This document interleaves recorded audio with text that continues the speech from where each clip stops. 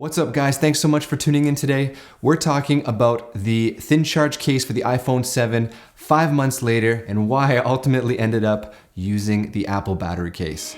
Here we go.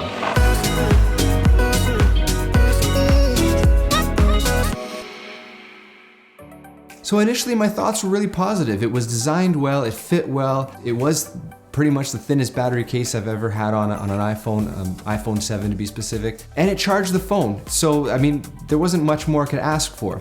Right away, one thing I noticed after a few times of taking it out and putting it back on, when you bend the top frame back, the battery inside the case kind of pops out. I don't know if this was just my version or if this happens to all of them or if it's poorly made. I have no idea what it was.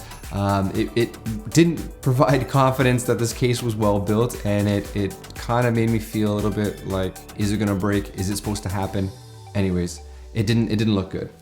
There was one functional thing, I guess you could say, that really didn't appeal to me, and that was basically having to push the button every time I wanted to charge the phone. I didn't want to leave it on necessarily because I didn't know when I needed to charge. I felt like it got hot when it was on and charging and I was using the phone. And the button itself is pretty fiddly. It's very small. It's hard to sort of push it. Pressing the button once, you get a little indication of the charge of the case, and holding the button for longer than, I believe, 2 seconds or so, it starts charging. Holding it again, it turns off the charging. The side power button has a good click to it, nice and firm. The side volume buttons are a little bit mushy, and the silent rocker is pretty easily accessed through that hole there, that cutout. Now design-wise, it's probably my fault because I trusted a white colored device to not get dirty and not get stained, but maybe that happens, I mean, with everything.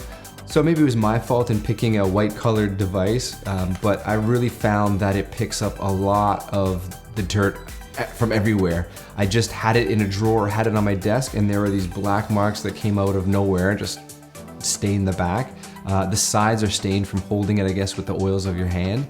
And just generally, the case just looks like garbage now. Like after just a couple months, I would say 2 months, it looked already really bad. It just discolors really quickly and really poorly. So I wouldn't recommend the white. Definitely go with the black, no matter the color of phone you have.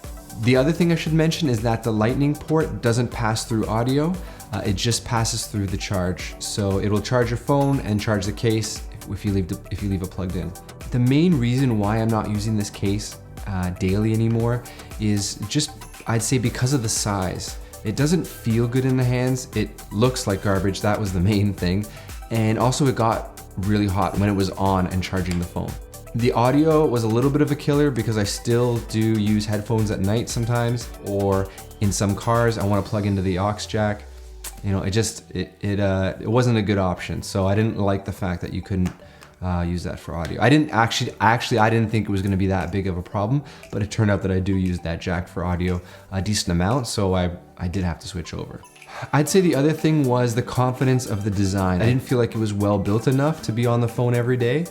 The other thing is I use a Mavic Pro daily in my work, and I'm often connecting my iPhone to the controller so I can view the camera and see what's going on. The controller has a certain allowance for thickness of a phone. I didn't want to keep taking my phone out of the case all the time. The good thing about the Apple case is that the way although it's kind of ugly and it's off-putting, the design, the case actually is really thin aside from the part where the battery is. Here's a couple reasons why I switched to the Apple battery case.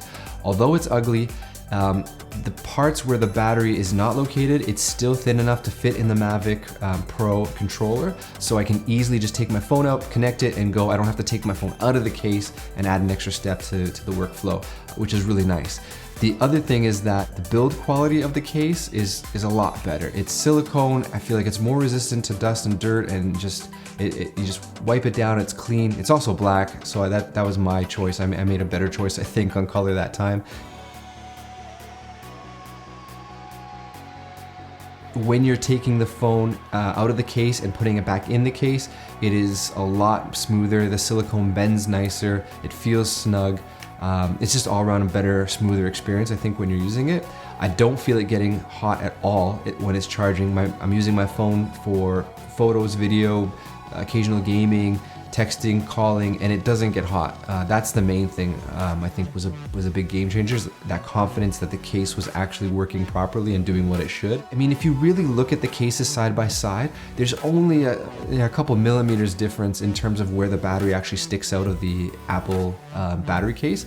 So it's not a big difference in terms of size. Yes, it is technically the thinnest iPhone case around, but it's not a big difference. And given the other pros and cons, I would more than likely be willing to use the Apple case. The nice thing about the Apple battery case is that the battery status is located inside your phone, and you can easily check and get an accurate reading. Whereas a ThinCharge case has a 4 LED light based battery meter, and you can just quickly push the button and get an idea in quarters.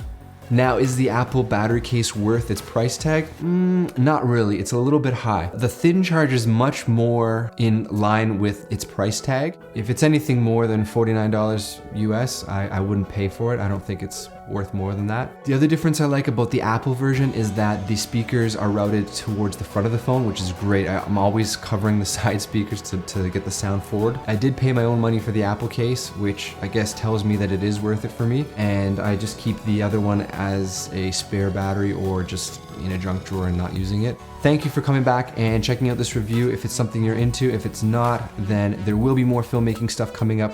I've got some stuff on the way. We're filming actually something today for a new gimbal, and hopefully that'll be coming out soon. It's so good to be back. I'll see you guys in the next one.